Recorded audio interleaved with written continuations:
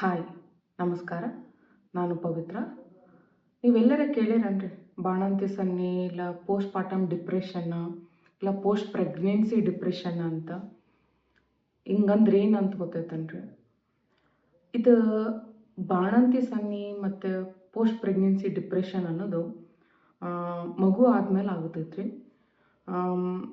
ಮಗು ಆದಮೇಲೆ ಹಿಂದಿನ ಕಾಲದಾಗೆಲ್ಲ ಅಂತಿದ್ರು, ಯಾರಾದರೂ ಒಂದು ಸ್ವಲ್ಪ ಹುಚ್ಚಿ ಥರ ಆಡಕತ್ರ, ಸೈಲೆಂಟ್ ಆಗಿದ್ರು, ಇಲ್ಲ ಯಾರಾದ್ರು ಸೂಸೈಡ್ ಅಟೆಂಪ್ಟ್ ಮಾಡ್ಕೊಂಡ್ರೆ ಪಾಪು ಆದ್ಮೇಲೆ ಅವಾಗ ಅಂತಿದ್ರು, ಏಕೆ ಈಗ ಬಾಣಂತಿ ಸನ್ನಿ ಆಗಿತ್ತಂತ ಅದಕ್ಕೆ ಹಂಗೆ ಮಾಡ್ಕೊಂಡಾಳು ಅಂತ.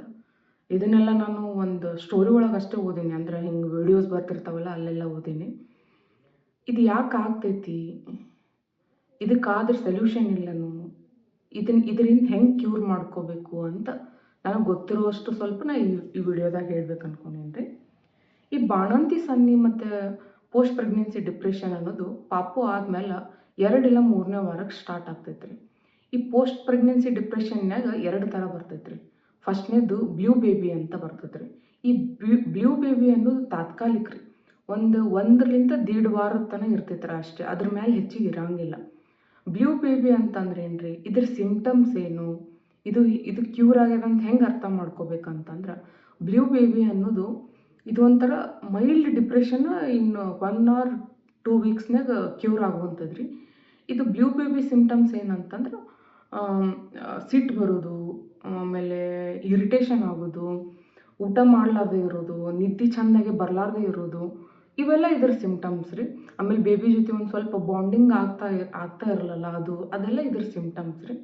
ಈ ಬ್ಲೂ ಬೇಬಿ ಸಿಂಡ್ರೋಮ್ ಯಾಕೆ ಆಗ್ತೈತಿ ಅಂತಂದ್ರೆ, ಈಗ ಎಕ್ಸಾಂಪಲ್ ತಗೋರಿ, ನಾವು ಪ್ರೆಗ್ನೆಂಟ್ ಆಗೋಣನೆ ಇಮಿಡಿಯೇಟ್ ಹೊಟ್ಟೆ ಬರಂಗಿಲ್ಲಲ್ಲ, ಆಲ್ಮೋಸ್ಟ್ ಒಂದು 6 ಇಲ್ಲ 7 ಮಂತ್ನಾಗ ಹೊಟ್ಟೆ ಕಾಣಕ್ಕೆ ಸ್ಟಾರ್ಟ್ ಆಗ್ತೈತಿ. ಸೇಮ್ ರೀ, ನಾವು ಪ್ರೆಗ್ನೆಂಟ್ ಇದ್ದಾಗ ನಮ್ದು ಈಸ್ಟ್ರೋಜನ್, ಪ್ರೊಜೆಸ್ಟೆರಾನ್, ಆಮೇಲೆ HCG ಹಾರ್ಮೋನು ಇವೆಲ್ಲ ಇರ್ತಾವಲ್ರ, ಹೈ ಲೆವೆಲಿಗೆ ಹೋಗ್ಬಿಟ್ಟಿರ್ತಾವೆ. ಸೊ ಇದು ರ್ಯಾಪಿಡ್ ಆಗಿ ಒಂದು ಸ್ವಲ್ಪ ಇಳಿಯೋಣ ರೀ, ಥೈರಾಯ್ಡಿಗೆ ಒಂದು ಸ್ವಲ್ಪ ಥೈರಾಯ್ಡ್ ಹಾರ್ಮೋನಿಗೆ ಪ್ರಾಬ್ಲಮ್ ಆಗಿ ಸ್ವಲ್ಪ ಲೈಟಾಗಿ ಇಂಬ್ಯಾಲೆನ್ಸ್ ಆದಾಗ ಡಿಪ್ರೆಷನ್ ಥರ ಆಗ್ತೈತ್ರಿ. ಆ್ಯಸ್ ಇಟ್ ಈಸ್ ಇದು ಬಂದು ಸೆಟಲ್ ಆದ ತಕ್ಷಣ, ನಮ್ಮದು ಎಲ್ಲ ಲೈಫ್ ಸ್ಟೈಲ್ ಸೆಟಲ್ ಆದ ತಕ್ಷಣ ಇಮಿಡಿಯೇಟ್ ಕ್ಯೂರ್ ಆಗ್ತೈತ್ರಿ. ಆಲ್ಮೋಸ್ಟ್ 1 ವೀಕ್ ತನಕ ಇರ್ತೈತ್ರಿ.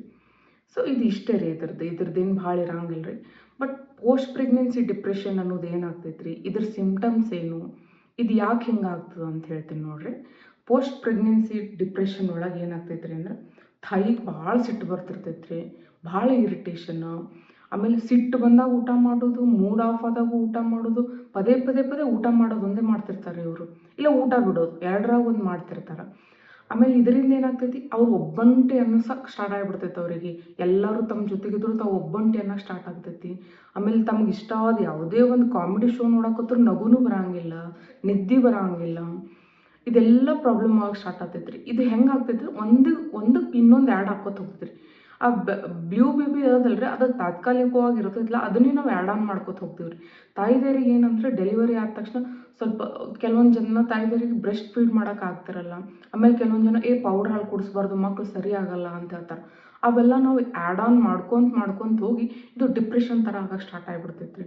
ಆಮೇಲೆ ಇದರಿಂದ ಒಂದು ಹೇಳಕ್ಕೆ ಇಷ್ಟಪಡ್ತೀನಿ, ಯಾವ ತಾಯಿನೂ ಅನ್ಫಿಟ್ ಅಲ್ಲ. ಒಂದು ವೇಳೆ ಹಾಲು ಬರಲಿಲ್ಲ ಅಂದ್ರೆ ಪೌಡ್ರ್ ಹಾಲು ಕುಡಿಸೋದು ತಪ್ಪೇನಿಲ್ಲ.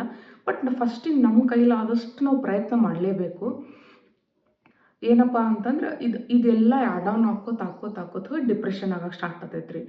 ಫಸ್ಟ್ ಇದು ಪೋಸ್ಟ್ ಪ್ರೆಗ್ನೆನ್ಸಿ ಡಿಪ್ರೆಷನ್ ಅನ್ನೋದು ಇಂಡಿಯಾದಾಗ ಅಷ್ಟು ಇರಲಿಲ್ಲ ರೀ, ಎಲ್ಲೋ 1000ಕ್ಕೆ ಒಬ್ರು ಆಗ್ತಿದ್ರಿ. ಇದು ಅದನ್ನು ಎದಕ್ಕೆ ಆಗ್ತಿದ್ರು ಅಂದ್ರೆ, ಮೇ ಬಿ ಆ ಡೆಲಿವರಿ ಆದವ್ರಿಗೆ ತಾಯಿ ಇರಲಿಲ್ಲ ಅಂದ್ರೆ, ಇಲ್ಲ ಒಂದು ವೇಳೆ ಗಂಡನ ಮನೆ ಚಲೋ ಇರಲಿಲ್ಲ ಅಂದ್ರೆ ಅಷ್ಟೇ ಆಗ್ತಿದ್ರಿ ಆವಾಗಿನ ಕಾಲದಾಗೆಲ್ಲ. ಯಾಕಂದರೆ ನಮ್ಮ ಭಾರತ ವಸುದೈವ ಕುಟುಂಬ ರೀ, ಯಾವಾಗಲೂ ಕೂಡಿ ಸಂಸಾರ, ಜಾಯಿಂಟ್ ಫ್ಯಾಮಿಲಿ ಹಿಂಗಿರೋದ್ರಿಂದ ಅವಾಗೆಲ್ಲ ಇದು ಅಷ್ಟು ಬರ್ತಾನೆ ಇರಲಿಲ್ಲ. ಇವಾಗೆಲ್ಲ ಜಾಸ್ತಿ ಆಗೈತ್ರಿ, ಆಲ್ಮೋಸ್ಟ್ 100ಕ್ಕೆ 2 3 ಜನನೋ ಆಗಕತ್ಬಿಟ್ಟೈತಿ. ಇದು ಇತ್ತೀಚಿಗಂತೂ ಅತಿ ಹೆಚ್ಚಾಗಿ ಆಗಕತ್ತೈತಿ ಪೋಸ್ಟ್ ಪ್ರೆಗ್ನೆನ್ಸಿ ಡಿಪ್ರೆಷನ್. ಇದಕ್ಕೆ ಮೊದಲನೇ ಕಾರಣ ಏನಪ್ಪ ಅಂದ್ರೆ ನ್ಯೂಕ್ಲಿಯರ್ ಫ್ಯಾಮಿಲಿ ರೀ.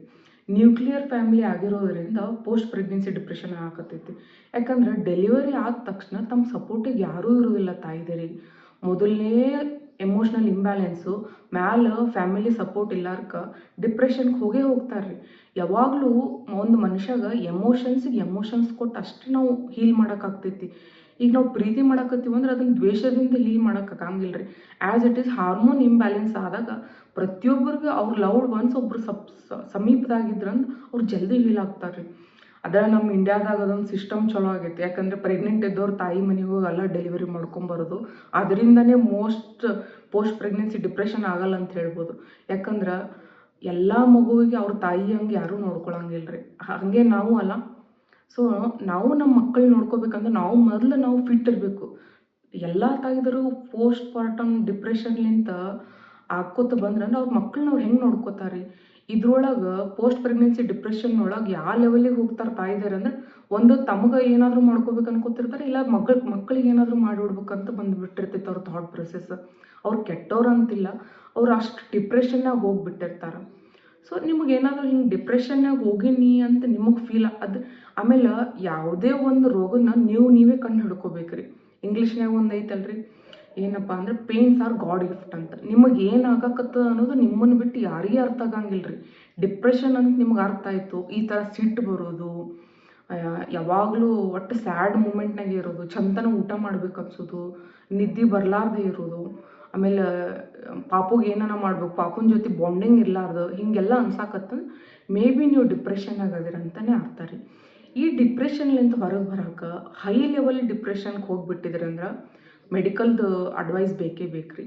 ಇಲ್ಲ ಅಂತಂದ್ರೆ ಇಲ್ಲ ಒಂದು ಹೀಲಿಂಗು ಇಲ್ಲ ಥೆರಪಿ ಏನಾದರೂ ಹಿಂಗೆ ತೊಗೊಳ್ಳೇಬೇಕ್ರಿ ಇದರಿಂದ ಹೊರಗೆ ಬರ್ಬೇಕಂದ್ರೆ. ಇಲ್ಲಿಲ್ಲ ಅಂದ್ರೆ ಇದರಿಂದ ನಿಮ್ಮ ಮಕ್ಕಳಿಗೆ ಪ್ರಾಬ್ಲಮ್ ಆಗ್ತೈತಿ. ನಮ್ಮ ತಾಯಿದಾರು ನಿಂತು ಹೆಂಗೆ ಸಪೋರ್ಟ್ ಮಾಡ್ಯಾರ, ನಾವು ನಮ್ಮ ಮಕ್ಕಳಿಗೆ ನಿಂತು ಸಪೋರ್ಟ್ ಮಾಡ್ಬೇಕಂದ್ರೆ ಇದರಿಂದ ಎಲ್ಲ ಹೊರಗೆ ಬರಲೇಬೇಕಲ್ಲ ಎಲ್ಲ ತಾಯಿದರು. ಇದನ್ನು ನೀವೇ ಕಂಡು ಹಿಡ್ಕೋಬೇಕು. ನಿಮಗೇನಾದರೂ ಹಂಗೆ ಅನ್ಸಾಕತ್ತೈತಿ ನೀವು ಡಿಪ್ರೆಷನ್ನಾಗ ಅದೀರಿ ಅಂತೇಳಿ, ಅವಾಗ ನೀವು ನಿಮ್ಮ ಬಗ್ಗೆ ನೀವೇ ಕಂಡು ಹಿಡ್ಕೊಂಡು ಸೋಷಲ್ ಆಗಿ ಎಲ್ಲರ ಜೊತೆ ಒಡನಾಟ ನಡೆಸ್ರಿ. ಆಮೇಲೆ ಈಗ ಇಂಡಿಯಾ ಎಷ್ಟು ಚಲೋ ಅದ, ಆಮೇಲೆ ಒಳ್ಳೆ ಕಲ್ಚರ್ಲಿಂತನೂ ಇನ್ಕ್ಲೂಡ್ ಆಗ್ಯದಲ್ರಿ. ಇಂಡಿಯಾದಾಗ 5 ತಿಂಗಳ ತನಕ ತಾಯಿದಾರಿಗೆ ಹೊರಗೆ ಬಿಡಂಗಿಲ್ಲ, ಬಟ್ ಅದು ತಪ್ಪ್ರಿ. ಡೆಲಿವರಿ ಆಗೋಣ ಇದು 355 ರೂಲ್ ಅಂತ ಬರ್ತೈತ್ರಿ. 355 ರೂಲ್ ಏನಂದ್ರೆ 5 ದಿನ ಬೆಡ್ ಮೇಲೆ ಮಲ್ಕೋಬೇಕ್ರಿ, 5 ದಿನ ಬೆಡ್ ಸುತ್ತರಿಬೇಕ್ರಿ, ಇನ್ನೂ 5 ದಿನ ಮನೆ ಬಿಟ್ಟು ಹೊರಗೆ ಅಡ್ಡಾಡ್ಬೇಕಂತ್ರಿ. ಸೊ ಮನುಷ್ಯ ಒಂದೇ ಕಡೆ ಯಾಕೆ ಇರುವಂತಾರಂದ್ರೆ ಅದಕ್ಕೂ ಒಂದು ರೀಸನ್ ಐತೆ ಬಿಡ್ರಿ. ಇನ್ಫೆಕ್ಷನ್ ಆಗ್ತೈತೆ, ನಮಗೆ ಇನ್ಫೆಕ್ಷನ್ ಆದ್ರೆ ನಮ್ಮಿಂದ ಮಕ್ಕಳಿಗೆ ಇನ್ಫೆಕ್ಷನ್ ಆಗ್ತದೆ ಅಂತೇಳಿ. ನನಗೆ ಅನ್ಸೋ ಮಟ್ಟಿಗೆ 1-1.5 ತಿಂಗಳ ತನಕ ಇದ್ರೆ ಸಾಕು. ಅದ್ರ ಮೇಲೆ ಏನು ಇರೋದು ಬೇಡ.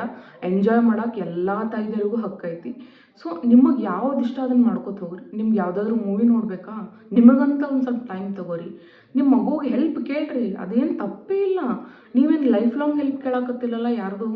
ನಿಮಗೇನು ಅನ್ಸಾಕತ್ತೈತಿ, ಬರ್ಡನ್ ಅನ್ಸಾಕತ್ತೈತಿ, ನೀವು ಡಿಪ್ರೆಷನ್ ಆಗತ್ತೀರಿ ಅಂದ್ರೆ ಯಾರಾದರೂ ಒಬ್ಬರು ಹೆಲ್ಪ್ ತೊಗೊರಿ. ಯಾರೂ ಫ್ಯಾಮಿಲಿ ಮೆಂಬರ್ಸ್ ಇಲ್ಲ ಅಂದ್ರೆ ಕೆಲಸದವ್ರು ಹೆಲ್ಪ್ ತೊಗೋರಿ, ಇಲ್ಲ ಪಾರ್ಟ್ನರ್ ಹೆಲ್ಪ್ ತೊಗೋರಿ. ಯಾರ್ದಾದ್ರೂ ಒಂದು ಹೆಲ್ಪ್ ತೊಗೊಂಡು ನಿಮ್ಮಿಂದ ನಿಮ್ಮನ್ನು ಖುಷಿ ನೀವು ಅನುಭವಿಸ್ರಿ. ಸೊ ನಿಮಗೇನಾದರೂ ಈ ಥರ ಡಿಪ್ರೆಷನ್ನಾಗ ಅದೀನಿ ಅಂತ ಫೀಲ್ ಆಯ್ತಂದ್ರೆ ಒಂದು ಸ್ವಲ್ಪ ದಿನ ಬೇರೆ ಪ್ಲೇಸಿಗೆ ಹೋಗ್ರಿ, ಇಲ್ಲ ಒಂದು ಟ್ರಿಪ್ ಮಾಡಿರಿ, ಇಲ್ಲ ತಾಯಿ ಹತ್ರ ಹೋಗಿರ್ರಿ, ತಾಯಿ ಹೆಲ್ಪ್ ತೊಗೋರಿ. ಇದನ್ನು ನೀವು ಕಂಡು ಹಿಡ್ಕೊಂಡು ಹೊರಗೆ ಬರ್ರಿ. ಇಲ್ಲ ಇದು ನಿಮ್ಮ ಕಂಟ್ರೋಲಿಗೆ ಸಿಗಲ್ಲಾಗ್ಯದ ಅಂದ್ರೆ ಥೆರಪಿ ತೊಗೋರಿ. ಥೆರಪಿ ತೊಗೊಳ್ಳೋದ್ರಿಂದ ಹೊರಗೆ ಬರ್ರಿ. ಈ ಡಿಪ್ರೆಷನ್ಲಿಂತ ಎಷ್ಟೋ ಲಕ್ಷಾಂತರ ಹೆಣ್ಮಕ್ಳು ತಮ್ಮ ಲೈಫನ್ನೇ ಹಾಳು ಮಾಡ್ಕೊಂಡ್ಬಿಟ್ಟಾರ. ಯಾಕಂದ್ರೆ ಇದು ಏನಂತ ಪಾರ್ಟ್ನರ್ಗಳಿಗೆ ಗೊತ್ತಿರಂಗಿಲ್ಲ. ಆಮೇಲೆ ಬ್ಯಾಕ್ಗ್ರೌಂಡ್ ತಂದೆ ತಾಯಿದು ಅದೆಲ್ಲ ಸ್ವಲ್ಪ ಅವ್ರಿಗೆ ಅಷ್ಟು ಡಿಪ್ರೆಷನ್ ಅಂದ್ರೇನು ಅದು ಅಂದ್ರೇನು ಅಂತ ಗೊತ್ತಿರಲ್ಲ. ಈಗ ಯಾಕೆ ಹುಚ್ಚರಂಗೆ ಆಡಕತ್ತಾಳ ಅಂತ. ಅದು ಡಿಪ್ರೆಷನ್ ಇರೋ ಹೆಣ್ಮಗಳು ಹೆಂಗೆ ಆಗ್ಬಿಡ್ತಾಳೆ ಅಂದ್ರೆ ಫ್ಯಾಮಿಲಿ ಕಳ್ಕೊಂಡು ಪಾರ್ಟ್ನರ್ ಕಳ್ಕೊಂಡು ಹುಚ್ಚಾಗ್ಬಿಡ್ತಾಳೆ. ಇದೊಂದೇ ಆಗಾಕತ್ಬಿಟ್ಟದ ಜಗತ್ತಿನಾಗ. ಇದಕ್ಕೆ ಒಂದೇ ಒಂದು ಮದ್ದಂದ್ರೆ ನಿಮ್ಮನ್ನು ನೀವು ಕಂಡು ಹಿಡ್ಕೊಂಡು ಬಿಡ್ರಿ. ಆಮೇಲೆ ಸುತ್ತಮುತ್ತ ಇದ್ದವರು ಹಿಂಗೆ ಯಾವುದಾದ್ರೂ ತಾಯಿ ಸಫರ್ ಆಗಾಕತ್ತಿದ್ಲ ಅಂದ್ರೆ ನೀವು ಒಂದು ಸ್ವಲ್ಪ ಹೆಲ್ಪ್ ಮಾಡಿರಿ ಆ ತಾಯಿನೂ ಆ ಡಿಪ್ರೆಷನ್ಲಿಂತ ಹೊರಗೆ ಬರೋಕೆ. ಬಿಕಾಸ್ ಅಷ್ಟೆಲ್ಲ ಜರ್ನಿ ಮಾಡ್ಕೊಂಡು ಬಂದಾಳಾಕಿ. 9 ತಿಂಗಳ ಪಾಪುನ ಹೊತ್ತು ಅಷ್ಟೆಲ್ಲ ಪೇನ್ ತೊಗೊಂಡು ಅದೆಲ್ಲ ಡೆಲಿವರಿ ಮಾಡಿ ಹಾಗೆಲ್ಲ ಆದರೂ ಆಕೆಗೆ ಏನೂ ನೋವಿರಂಗಿಲ್ಲ. ಈ ಡಿಪ್ರೆಷನ್ ಅನ್ನೋ ನೋವೇ ಹೆಚ್ಚಾಗಿಬಿಡ್ತೈತಿ. ಸೊ ನಿಮ್ಮ ಸುತ್ತಮುತ್ತ ಯಾವುದಾದ್ರೂ ತಾಯಿ ಈ ಥರ ಸಫರ್ ಆಗಾಕತ್ತಿದ್ಲ ಅಂದ್ರೆ ಆಕಿನೂ ಹೊರಗೆ ತಗೊಂಬರ್ರಿ. ನೀವೇನಾದರೂ ಈ ಸಿಚುವೇಶನ್ನಾಗ ಇತ್ತಂದ್ರೆ ಯಾವುದೂ ನಮ್ಮ ಕೈ ಮೀರಿ ಹೋಗಿರಂಗಿಲ್ಲ ರೀ. ಎಲ್ಲ ಕಂಟ್ರೋಲ್ನಾಗೆ ಇರ್ತೈತಿ. ನೀವು ಇದರಿಂದ ಹೊರಗೆ ಬರ್ರಿ. ಯಾಕಂದ್ರೆ ನಿಮ್ಮ ಮಕ್ಕಳಿಗೆ ನಿಮ್ಮಷ್ಟು ಕಾಳಜಿ ಮಾಡೋರು ಯಾರೂ ಇಲ್ಲ ಜಗತ್ತಿನಾಗ. ಹೆಂಗೆ ನಮಗೆ ನಮ್ಮ ತಾಯಿ, ನಿಮ್ಮ ಮಕ್ಕಳಿಗೆ ನೀವು ಅಷ್ಟೇ. ನಿಮ್ಮನ್ನು ಬಿಟ್ಟು ಯಾರೂ ಜಗತ್ತಲ್ಲಿ ಯಾರೂ ಕಾಳಜಿ ಮಾಡೋಕ್ಕಾಗಂಗಿಲ್ಲ. ಸೊ ನನಗೆ ಹಿಂಗೆ ಇದೆಲ್ಲ ನೋಡಿ ಇದೊಂದು ಟಾಪಿಕ್ ಬಗ್ಗೆ ಮಾತಾಡ್ಬೇಕನ್ನಿಸ್ತು. ಈ ಟಾಪಿಕ್ ನಿಮಗೆಲ್ಲ ಏನು ಅನ್ನಿಸ್ತಂತ ಹೇಳ್ರಿ. ಇಷ್ಟ ಆಯ್ತಂದ್ರೆ ಲೈಕ್ ಮಾಡಿರಿ. Thank you so much.